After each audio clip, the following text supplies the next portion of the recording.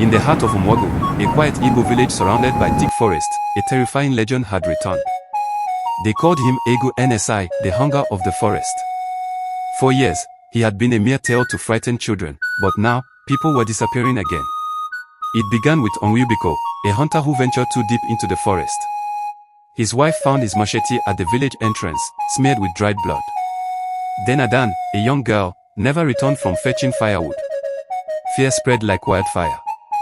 The villagers whispered in hushed tones, Egu Nsi has awakened. Elders warned against wandering alone, but some, like Obina, refused to believe. Old tales to scare fools, he scoffed.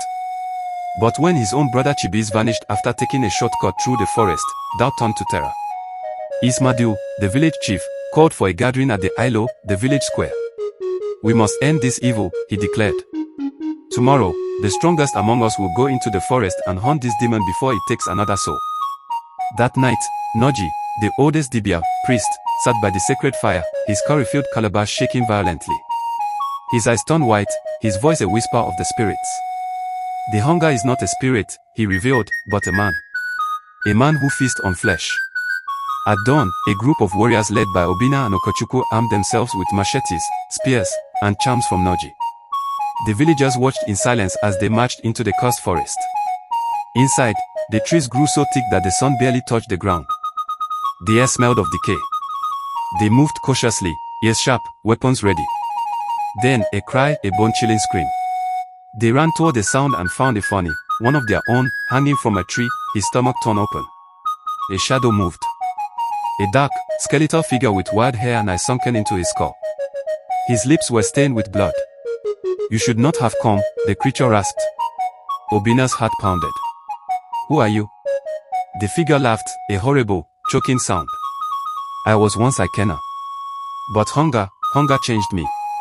It all made sense. Ikena, a villager who disappeared years ago during the Great Famine. They thought he was dead. Instead, he had become something monstrous.